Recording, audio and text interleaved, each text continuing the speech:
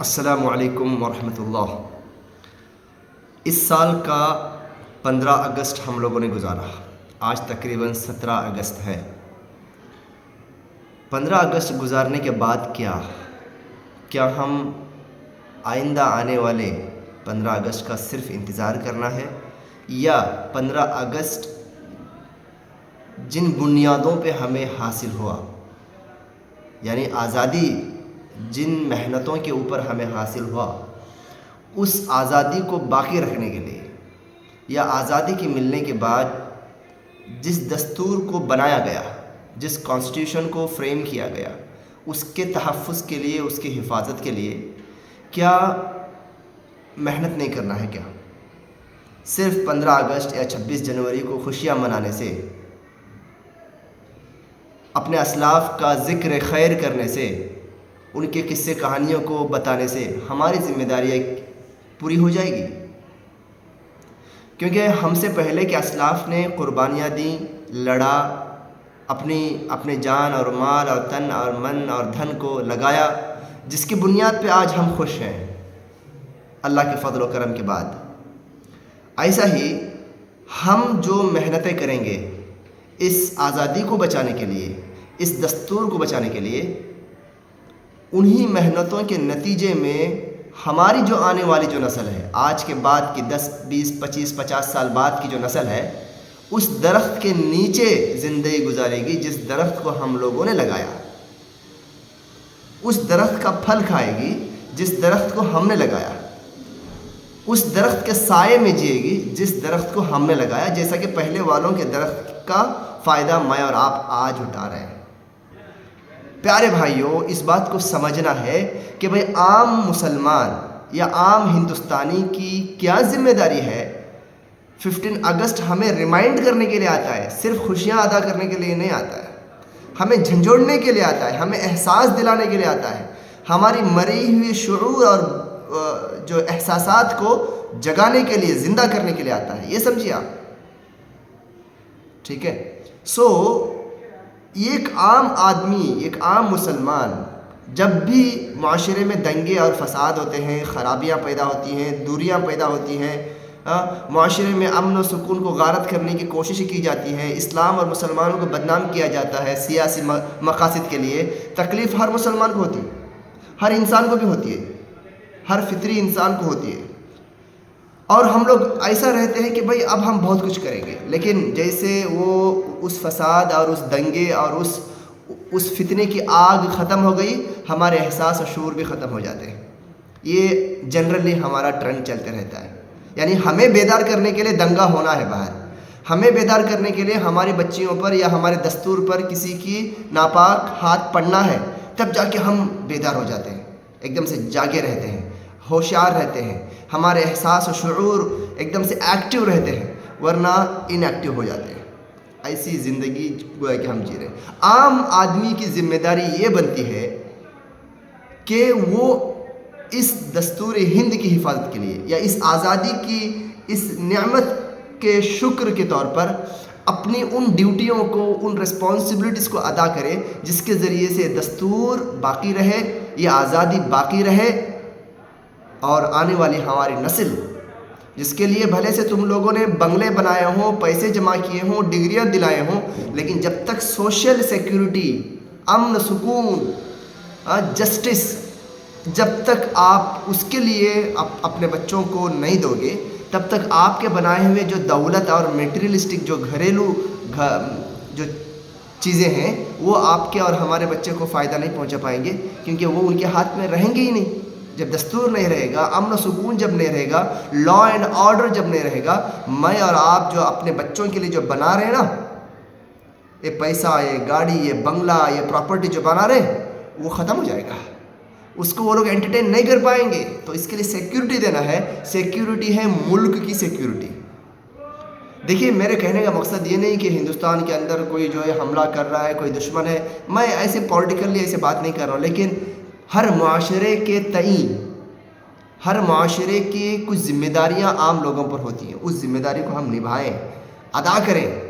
دیکھیے، اب عام آدمی کبھی کبھی سوچتا ہے نا کہ یار ہم کیا کریں، معاشرے کے لیے، سوشل کے لیے، اپلفٹمنٹ کے لیے، پولیٹیکل اپنے آپ کو مضبوط کرنے کے لیے میں کیا کر سکتا ہوں؟ یار یہ تو علماء کریں گے، لیڈر کریں گے.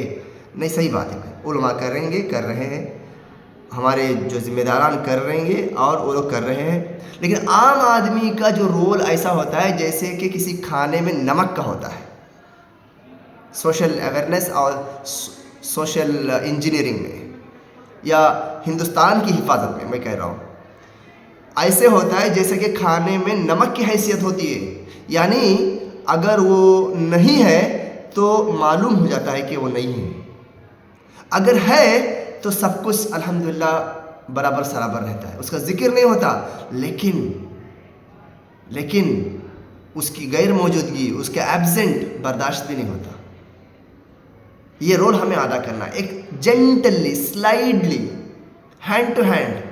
آپ کماؤ، آپ بزنس کرو، اپنی سب چیز بناؤ، لیکن سوشل اپلفٹمنٹ کے لیے، سوشل انجینئرنگ کے لیے، مسلمانوں کے تحفظ کے لیے، کانسٹیٹیوشن کے تحفظ کے لیے عام آدمی بہت کچھ کر سکتا ہے.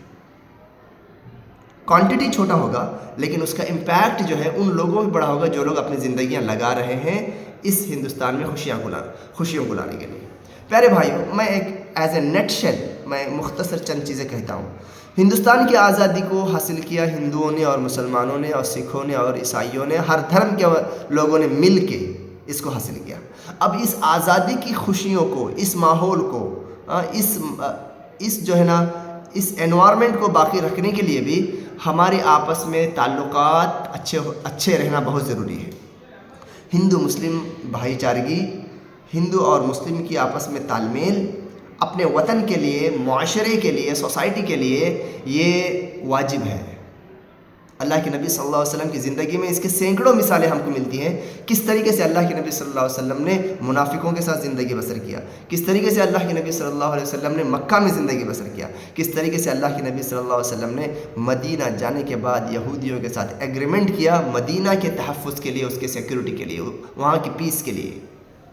ہمیں زیادہ کچھ کرنا نہیں ہے، ہمیں بس اپنی لائف کے اندر اس کو اڈاپٹ کرنا پڑے گا کہ ہمیں غیر مسلمانوں سے اپنے تعلقات کو، اپنے ریلیشن شپ کو اچھے کرنا ہے. ان سے دنیاوی معاملات میں پیار، محبت، اپنائیت کو ہمیں بتانا پڑے گا، ہمیں ظاہر کرنا پڑے گا اپنے الفاظ سے، اپنے باتوں سے، اپنے ایٹیٹیوڈ سے، اپنے ڈیلنگ سے، پیار اور محبت. کیونکہ ہمارے بیچ میں دشمنی کا زہر گھولنے کے لیے دن اور رات کوشش ہوتی ہے. تو ایسے میں پیار اور محبت کا پودا لگانے کے لیے ہمیں محنتیں کرنی ہیں، ہمیں اپنا کچھ ایفرٹ دینا پڑے گا. مثال کے طور پہ ان سے ملاقاتیں کرنا ہے، ان کا وزٹنگ کرنا ہے. اگر وہ بیمار ہیں، اگر وہ پریشان ہیں تو ان کا حال چال پوچھنا ہے، ان کو دیکھ کر مسکرانا ہے. جی مسکرانا، ان کو دیکھ کر مسکرانا یہ بہت بڑا میسیج ہے. یہاں تک کہ ان کی دنیاوی افیئرس میں، ورلڈلی جو افیئرس ہیں ان میں ان کے جو ہے کامیابی کے لیے، ان کے بہتری کے لیے دعائیں کرنا، ان کے مال کے لیے، ان کے اولاد کے لیے، ان کے ہیلتھ کے لیے، ان کے گھر کے لیے، ان کے دنیاوی معاملات میں ان کی ترقی اور کامیابی کے لیے دعائیں کرنا. اے اللہ تمہاری حفاظت کرے، اللہ تمہیں اچھا اولاد دے، اللہ تمہیں برکت دے، اللہ تمہیں صحت دے. یہ ساری دعائیں ایک غیر مسلم کو کی جا سکتی ہیں. اس میں امت کے اندر کوئی اختلاف بھی نہیں ہے. یہ بات الگ ہے کہ عام لوگوں کو اس کا علم نہیں ہے، لیکن اس میں اختلاف نہیں ہے. اور تیسری جو چیزیں ہیں کہ ہم ان کے ایسے جو ایشوز ہیں ہمارے اور ان کے، جو کامن اور منیمم ہیں، جو سوشل افیئرس ہیں یا سوشل ایونٹس ہیں، معاشرے کو بگاڑنے والی جو چیزیں ہیں، اس میں ہم ان کے ساتھ مل کر کام کریں. جنرلی کیا ہوتا ہے، مسلمان اسی موضوع پر، اسی ٹاپک پر، اسی ایشو پر الرٹ ہوتا ہے یا جو ہے جذباتی ہوتا ہے جس کا تعلق صرف اسلام اور مسلمانوں سے ہے. ہمارے پردے پر آواز اٹھی تو ہم جو ہے الرٹ ہو گئے، طلاق کے بارے میں کچھ بولا گیا تو ہم الرٹ ہو گئے. لیکن کامن منیمم جو ایشوز ہیں سوشل کے، ہم اس میں ان کا تعاون لیں. اگر وہ ہم سے تعاون اور سپورٹ پوچھ رہے ہیں تو ہم ان کو سپورٹ دیں. اور انسانیت پر مبنی، انسانیت پر نربھر، انسانیت سے متعلق، ہیومینٹی سے متعلق جو ایشوز ہیں ہمارے سوشل کے، اس کو ہم پکڑیں اور اس بات کے لیے ہم محنت کریں. یہ بہت ضروری ہے میرے بھائی. اور اس بات کی بھی ضرورت ہے کہ ہم as a Muslim non Muslims کے لیڈروں سے، ان کے پولیٹیکل لیڈر، ان کے سوشل لیڈر، یہاں تک کہ ان کے مذہبی اور ریلیجیس لیڈر سے اچھے تعلقات کو قائم کریں، ان سے ملیں.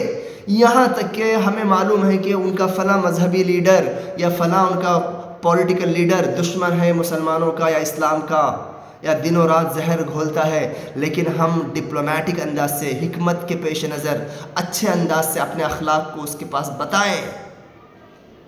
ہم اس اللہ پر بھروسہ رکھتے ہیں جس کے 2 انگلیوں کے بیچ میں انسانوں کے دل ہیں، بنی آدم کے دل ہیں. اللہ تعالیٰ ہمارے اخلاق سے ان کے دلوں کو پھیر سکتا ہے، یا ان کے شر کو، ان کی برائی کو، ان کے زہر کو کم کر سکتا ہے یا ختم کر سکتا ہے.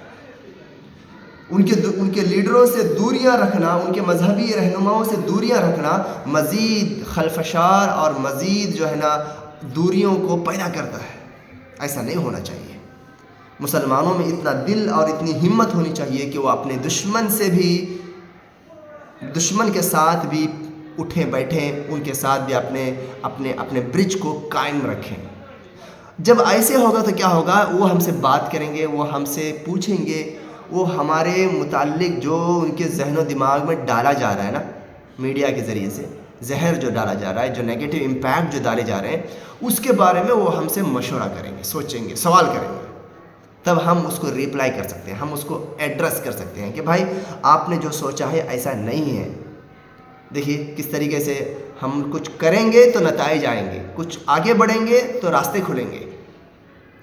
اور دوسری بات یہ ہے، ہمارے ہندو بھائیوں میں بہت سارے ایسے طبقات ہیں، ایسے کاسٹ ہیں، ایسے ٹرائبس ہیں جو کہ اچھوت ہیں، جو پچھڑی ہوئی ذات کے ہیں، نچلی ذات کے ہیں. ان سے ملتا جلتا کوئی نہیں ہے، اور ان کی تعداد ہندوستان میں 60 سے 70% تک ہے. ان سے نزدیکیاں، ان کی مجلسوں میں، ان کے گھروں میں آنا جانا، ان کو تحفے ہدیے دینا، ان کے مسائل کے لیے، ان کے پرابلمس کے لیے ان کے ساتھ ٹہرنا، کیونکہ یہ ہمیں دین سکھاتا ہے، یہ ہماری عبادت ہے. اس کے ذریعے سے کسی کو ستانا یا کسی کو نیچے کرنا مقصد نہیں ہے، یہ ہماری عبادت ہے بھائی. کتے کو یا بلی کو یا جانور کو پانی پلا کر ایک انسان جب جنت جا سکتا ہے، یہ تو محترم انسان ہے، یہ تو ریسپیکٹڈ انسان ہے. ان کے ساتھ تعلقات کو، وہ بھی ہندوستان کے ماحول میں، یہاں پر پیس اور پراسپرٹی کو قائم کرنے کے لیے ان لوگوں کے ساتھ ملنا جلنا، اٹھنا بیٹھنا ہمارے لیے بہت بڑا ایک ذریعہ بن سکتا ہے. میرے بھائیوں، یہ ساری چیزیں ہمیں سمجھنا ہے. سب نے مل کر آزادی حاصل کی تھی، اور اس آزادی کی فضا کو، اس ماحول کو باقی رکھنے کے لیے وہ نہیں آئیں گے، ہمیں ان کے پاس جانا پڑے گا. ہمیں ایسے راستے کھولنا پڑے گا تاکہ ہم اس آزادی کو بحال کر سکیں، باقی رکھ سکیں. اللہ سے دعا ہے کہ اللہ رب العالمین جو بار بار یہ 15 اگست یا 26 جنوری آتے ہیں، اس میں صرف خوشیاں اور گیت گانے سے کچھ نہیں ہوگا، بلکہ کہ اپنے اس عزم اور ارادے کو باقی رکھنا پڑے گا، جو عزم اور ارادہ، جو عزائم ہمارے اسلاف اور ہمارے بڑوں کے دل میں تھے، کہ ایک روشن مستقبل کو دیکھا تھا، انہوں نے آزاد ہندوستان کو دیکھا تھا. ممکن ہے آج کے زمانے میں بھی ہندوستان کی بھائی چارگی اور ہندوستان کے جو ہے دستور پر آنچ آ رہی ہو، اس کے لیے محنت کرنا ویسا ہی ہے جیسے کہ اپنے دین کے لیے محنت کرنا ہے. بس اللہ تعالی ہمیں توفیق دے. جو لوگ اس میدان میں دن و رات کام کر رہے ہیں نا، جو علماء، جو لیڈران، جو انٹلیکچوئلس، جو دن و رات، میں جانتا ہوں، دسیوں کو جانتا ہوں، میں دن و رات کام کر رہے ہیں دیوانوں کی طرح. کس کے لیے؟ قوم کے لیے. ممکن ہے ظاہری طور پر دینداری میں وہ لوگ پیچھے ہیں یا کچے ہیں، اللہ ان کو ہدایت دے، لیکن اللہ تعالیٰ ان سے وہ محنتیں لے رہا ہے قوم کے لیے. سبحان اللہ، اس کو الفاظ میں ذکر کرنا مشکل ہے. اللہ تعالیٰ ان لوگوں کی تعداد کو زیادہ کرے، ان کو ہمت دے، مزید جو ہے لوگوں کا تعاون ان کو دلائے. آمین. وآخر دعوانا الحمدللہ رب العالمین.